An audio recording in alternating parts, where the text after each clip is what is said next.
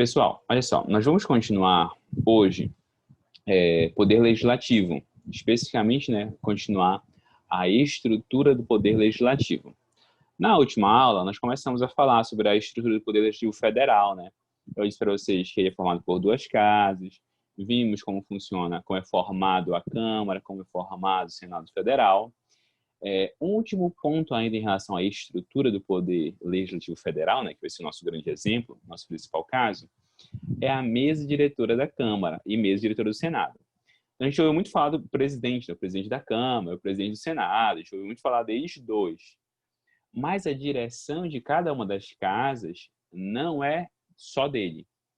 Então, não é só o presidente Rodrigo Maia que dirige a Câmara, nem só o presidente Davi Alcolumbre que dirige o Senado.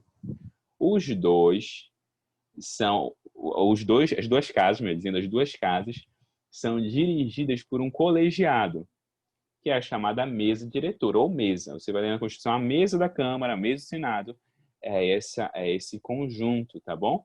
Esse conjunto de presidente, vice-presidentes e secretários. Essa somatória de representantes vai formar a direção de cada uma das casas. Então, olha só, o que é essa chamada mesa diretora, né? A mesa diretora é o órgão responsável pela direção de cada casa do Congresso Nacional. É formado pelo presidente, pelos vice-presidentes e pelos secretários. Perfeito? Olha só, aí você PCA, quem é que vai formar essa mesa diretora? A eleição dessa mesa diretora é feita pelo próprio Congresso Nacional. Então, a Câmara vai votar e vai eleger a sua mesa diretora, e o Senado vota e elege a sua mesa diretora. Então, vai ganhar a maioria. A maioria vai formar todos os cargos. Vai ocupar a presidência, todas as vice-presidências, as duas vice-presidências, as 4 secretarias. É assim, né, professor? Não, não é assim. O Congresso Nacional como um todo, e aí existem 2 órgãos principais, né, que é a mesa diretora e as diversas comissões. Os órgãos que formam, que integram o Congresso Nacional, eles vão ser formados, vão ser compostos proporcionalmente. O Congresso Nacional não é um tipo de instituição proporcional e não é uma instituição que representa diversas forças políticas, diversas vontades. Então, a sua organização interna deve respeitar essa diversidade que compõe o Congresso Nacional. Então, olha só que interessante. Os diversos cargos da mesa diretora devem respeitar essa diversidade na composição do Congresso Nacional. O que significa isso? O presidente da Câmara, do Senado, com certeza vai representar a vontade da maioria. Mas os outros cargos, eles vão sendo alternados, vão sendo distribuídos de uma forma a respeitar essa diversidade do Congresso Nacional. Querem ver? Bora ver lá a mesa diretora da Câmara. A mesa diretora da Câmara dos Deputados é um bom exemplo disso. Olha só, deixa eu projetar aqui para vocês.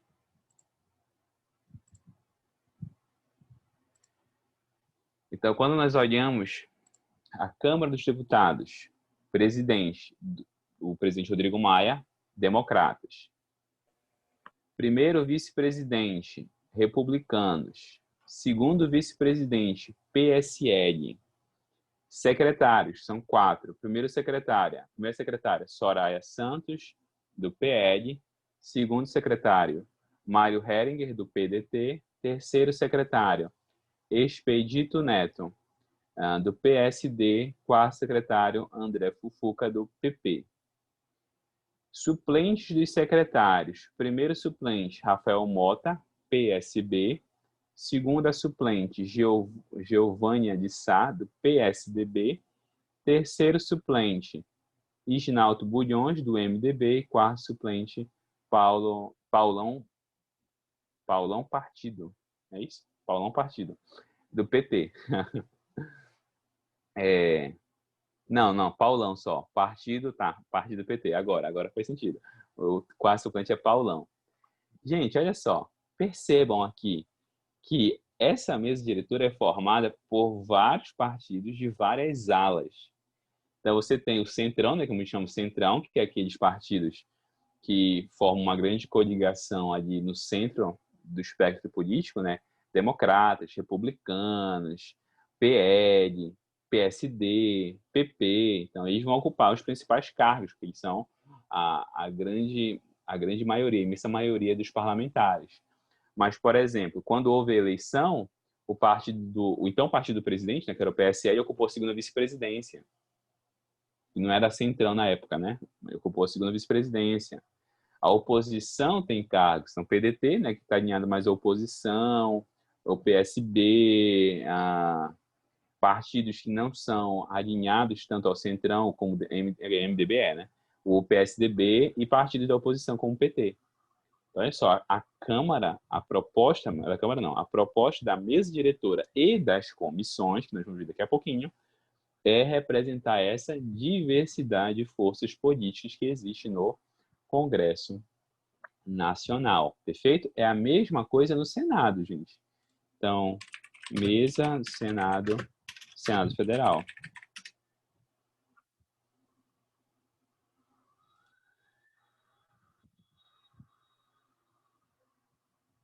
Ah, não é aqui não, tá aqui.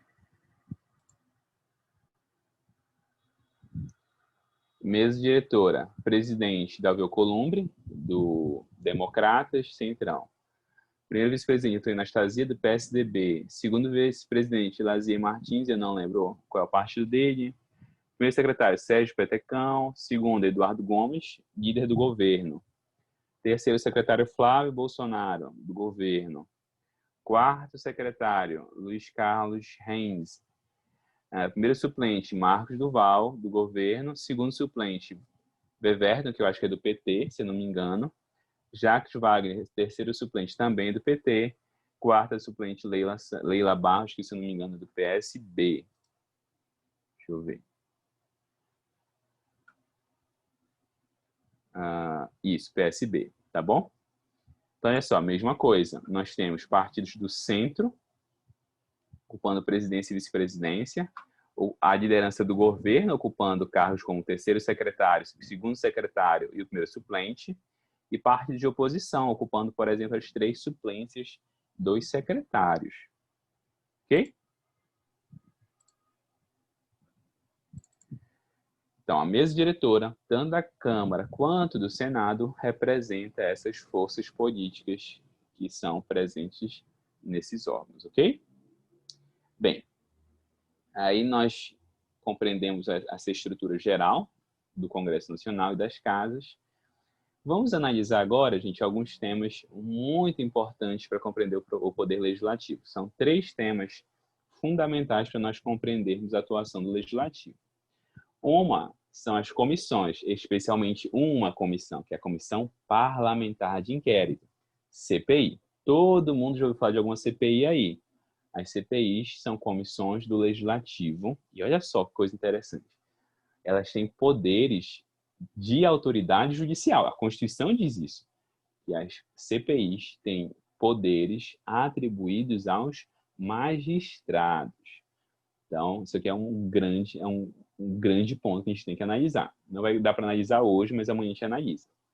Segundo, a gente também não vai conseguir analisar hoje, mas segundo tema importante, são as chamadas imunidades parlamentares, sejam as materiais, sejam as processuais. Uma das mais conhecidas são as imunidades processuais, que popularmente nós chamamos de foro privilegiado. O foro privilegiado é uma imunidade extremamente significativa e ela é fundamental para nós entendermos o Poder Legislativo. Terceiro grande tema do Poder Legislativo é o chamado processo legislativo, que é o processo de criação de leis. Leis não, criação de normas jurídicas, que é mais exato. Então, esses 3 temas são os principais. A gente vai começar hoje a analisar as comissões parlamentares, ok? O que são comissões parlamentares, gente? Comissões parlamentares são órgãos formados por um número restrito de parlamentares, né? Então, você tem 517 deputados, 513 deputados. Você vai ter lá um número restrito de deputados numa comissão. que vai exercer certas funções específicas do Congresso Nacional, de cada caso do Congresso Nacional. Então, daqueles 513 deputados, você vai ter ali um grupo de deputados menor, e esse grupo ele vai exercer certas atribuições, que pode ser uma atribuição no processo legislativo, por exemplo, na criação das leis, ela vai exercer uma atribuição nesse processo de criação normativa, ou pode ser no processo de fiscalização, como é o caso das CPIs. Então, você vai ter um grupo de parlamentares ali exercendo uma atribuição de fiscalização do poder público, ok? Como eu disse para vocês, são compostas por um número determinado de parlamentares e elas representam as forças existentes no parlamento, tá bom? Gente, isso tudo aqui está no artigo 58 da Constituição. Ok? Bora ler o artigo 58?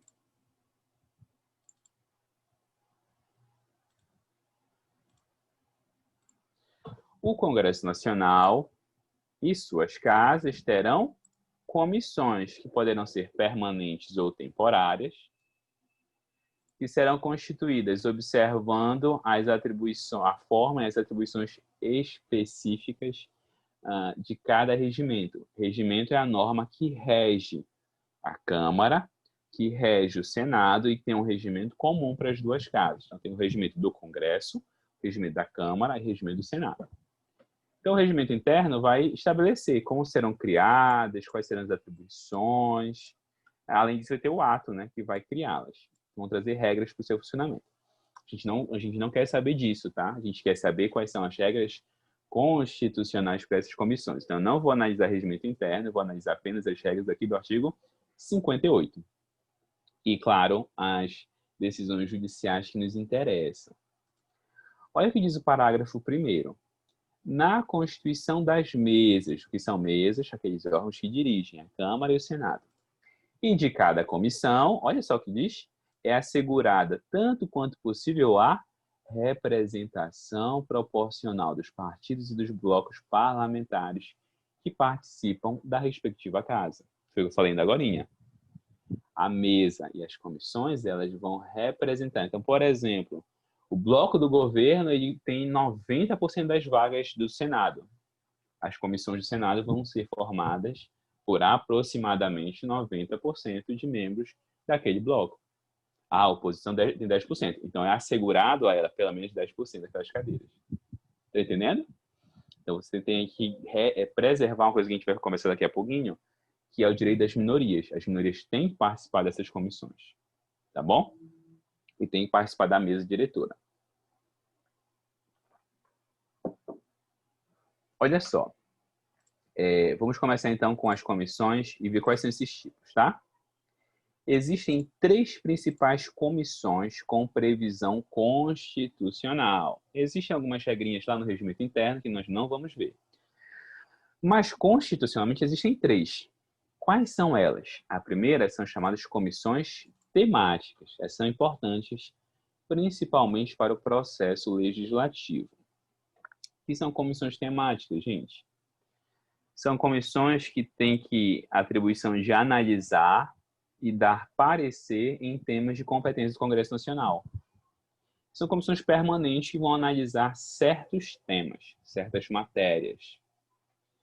Tá? Então, elas são organizadas conforme temas específicos. E existem várias comissões no Congresso Nacional. Comissão de Seguridade Social, Comissão de Orçamento, Comissão de Direitos Humanos, Comissão de Defesa Nacional. Tem várias comissões. Comissão de Esporte, enfim, inúmeras comissões. Não falta lá, é comissão. Essas comissões, elas vão exercer as atribuições do Congresso Nacional naquele tema que é de sua relevância, que é de seu interesse, ok? Bem, essas comissões elas vão analisar projetos de lei, projeto de emenda constitucional, elas vão exercer, por exemplo, fiscalização sobre as pastas, sobre os órgãos, sobre os ministérios que estão sujeitos àquele tema. Então, por exemplo, comissão de educação, Comissão de Educação.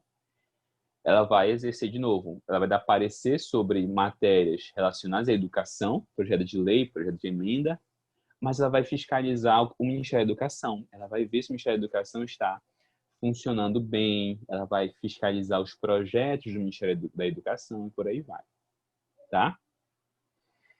Gente, em regra, a análise que ela faz e o parecer que essas comissões emitem, então, ela foi lá, analisou uma certa situação, um projeto de lei, e ela foi lá, analisou e deu um parecer sobre aquele projeto de lei.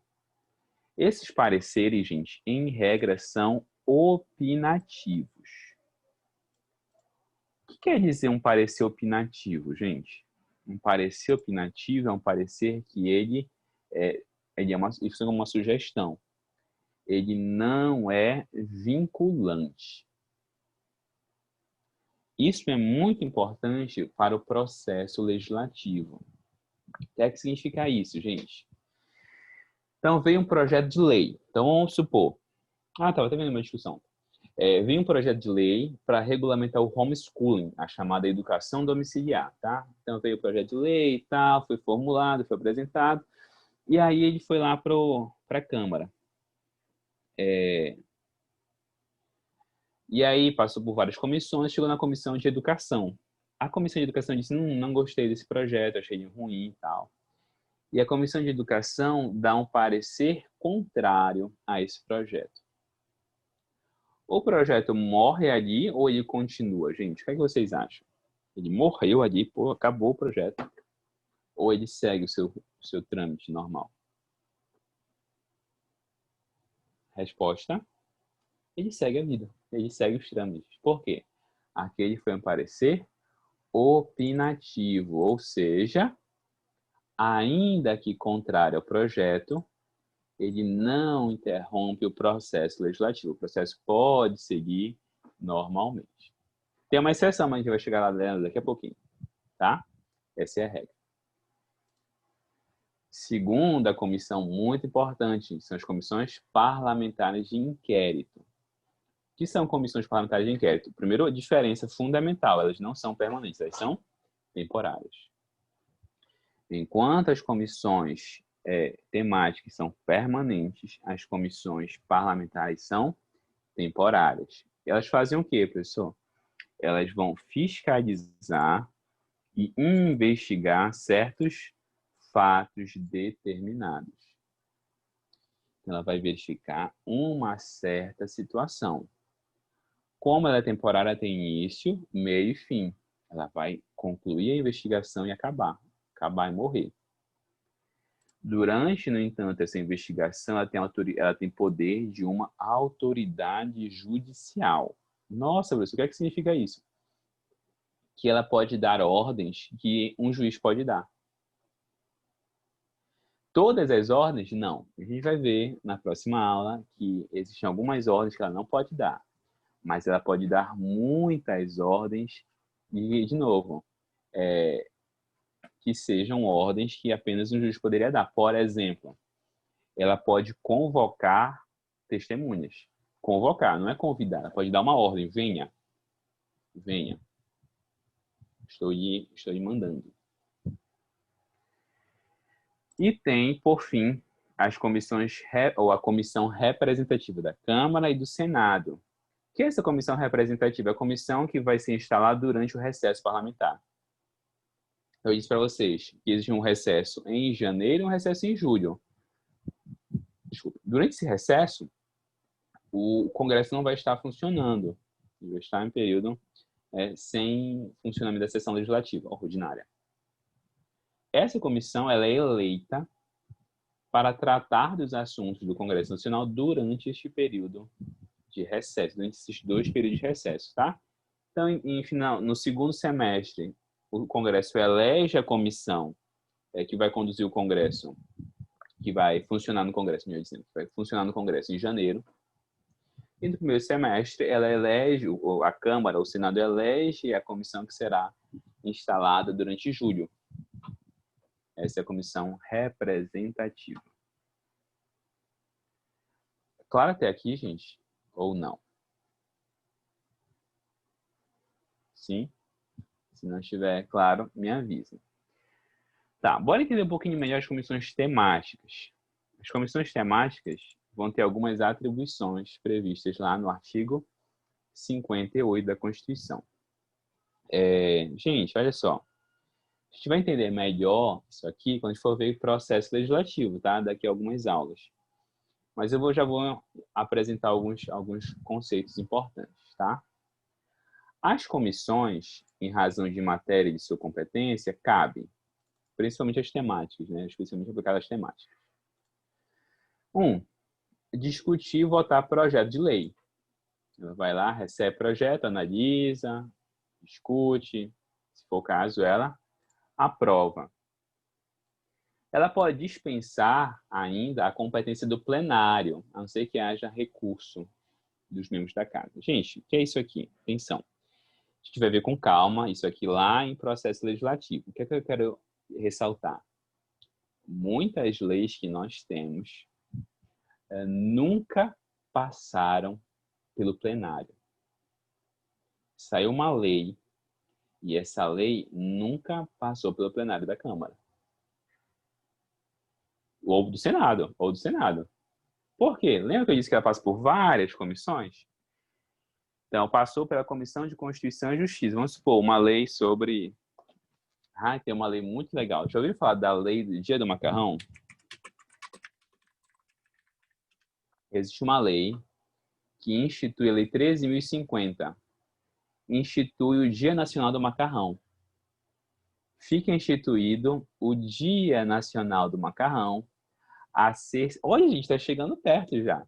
A ser celebrado em todo o território nacional anualmente no dia 25 de outubro. Não esqueçam esta data, tá bom?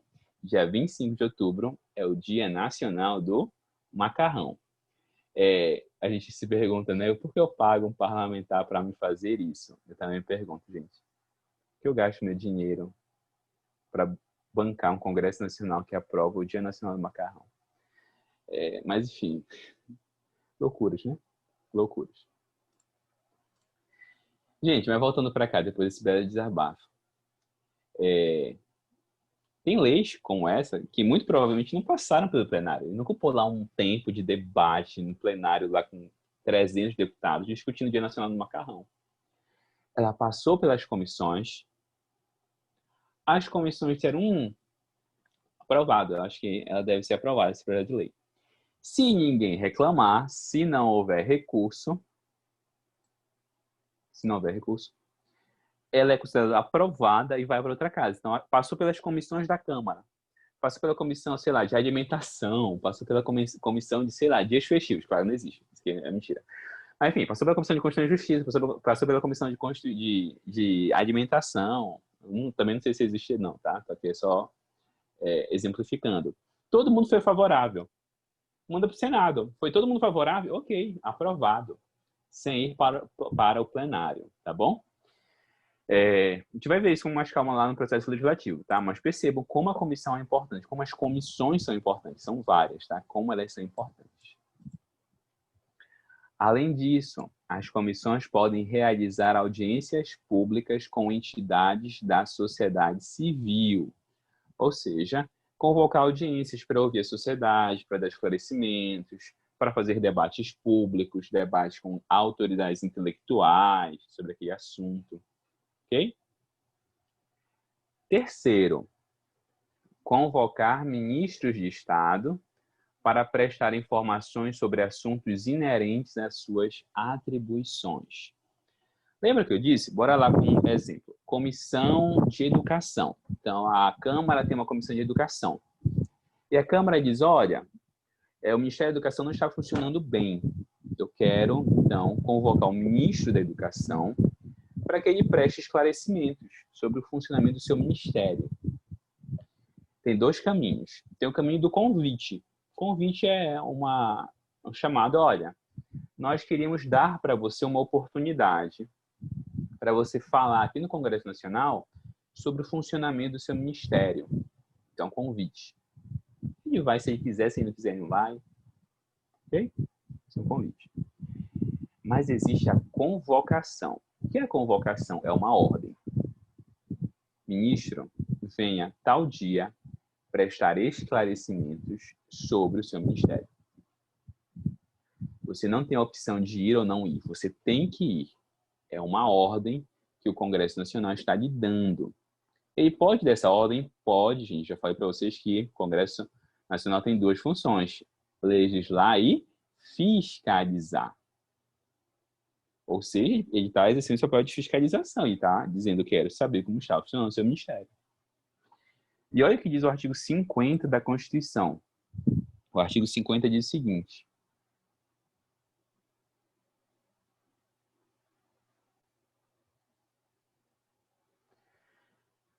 a Câmara dos Deputados e o Senado Federal, ou qualquer de suas comissões, poderão convocar ministro de Estado ou qualquer titular de órgão diretamente subordinado à presidência da República.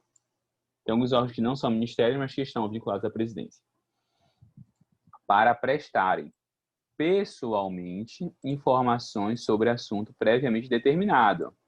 Aqui vem o que eu queria falar. Importando crime de responsabilidade, a ausência sem justificação adequada. Então, o ministro foi convocado, ele faltou e não se explicou. Isso, gente, é crime de responsabilidade. O professor ele vai ser preso? Não. Crime de responsabilidade é um crime decorrente do cargo. Ele pode ser condenado a perder o cargo. E isso vai afetar os seus direitos políticos, tá bom? Ele não vai ser preso, necessariamente, né? Mas ele não vai ser preso por causa do crime de responsabilidade. Ele tem que ser preso por um crime comum, de repente, que ele fez. Mas ele vai perder o cargo. Ele vai ser processado e pode perder o cargo, tá bom? Por causa dessa ausência.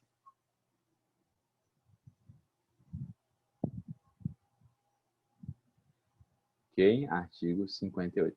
Pois é, normalmente os ministros vão. Eles vão porque eles querem ou porque eles são convidados. É muito frequente eles irem. A convocação, no entanto, ela é algo mais incisivo, quando tem um problema sério. Eles estavam querendo convocar o ministro do Meio Ambiente. Eu não sei se eles convocaram, mas eles queriam convocar. Ou seja, não era esse, então eu não sei quem era. Mas quando eles convocam, eles estão dando uma ordem. O ministro Ernesto Araújo. Mas foi uma convocação ou um convite? Normalmente, o Congresso Nacional convida para ficar menos incisivo, porque não tem um procedimento tão forte, tão rigoroso. Eles transformaram a convocação em convite para ele se explicar sobre as declarações daquele americano que veio aqui e falou da Venezuela. Entendi. E aí ele fez uma declaraçãozinha lá que eu não entendi muito. Eu não sei se eu cheguei a te mandar mensagem a respeito. Eu ia te mandar, eu não sei se eu te mandei. Para me explicar, porque ele disse que o filho do Bolsonaro, que ia ser embaixador nos Estados Unidos ou coisa assim, era um cargo ad nutum. Tá, É isso. tudo bem, até aí. Só que ele falou que ele estava lá para representar o governo. Aí eu fiquei em dúvida, porque o embaixador não seria um representante da nação ou ele é do governo mesmo? Não, mas olha só, essa diferença normalmente ela não é feita, não. Por quê? Sim, a gente vai dizer que é um cargo, o embaixador, é um cargo que representa o Estado brasileiro, né? Não é nem bem a nação, mas é o Estado brasileiro. Mas quem escolhe os embaixadores é o governo, né? Então, é aquela gestão que indica os representantes diplomáticos aprovados pelo Senado Federal. Então, assim, tecnicamente, a gente vai dizer que os embaixadores são representantes do Estado brasileiro. É mais adequado. Mas também não existe nenhum erro em dizer que eles estão ali representando o governo, porque, assim, na prática, os embaixadores são indicados pelo governo. Aquela gestão indica os seus embaixadores. Por isso que a gente pode trocar representantes diplomáticos, por aí vai. Tá? Então, assim, eu não vejo nenhuma impropriedade técnica muito, muito grave nesse ponto.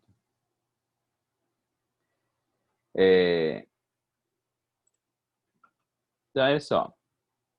convocar ministros, receber petições, reclamações, representações ou queixas de qualquer pessoa. Eu posso mandar para uma reclamação? Pode. Contra atos ou omissões das autoridades ou entidades públicas. Então, eu tenho uma reclamação sobre o funcionamento do INSS. Eu posso mandar para a Comissão de Seguridade da Câmara? Pode. Tá? Ela vai analisar. Solicitar depoimento de qualquer autoridade ou cidadão para analisar qualquer fato. Apreciar programas de obras, planos nacionais, regionais, setoriais de desenvolvimento e sobre eles emitir parecer. Ok, gente. Claro até aqui? Ficou claro as comissões temáticas? Sim? Perfeito. A gente vai fazer uma pausa e a gente volta em 10 minutinhos para introduzir comissão parlamentar de inquérito, tá bom? A gente volta às 10h46. Vão lá, beber uma água e já voltam. A gente já começa.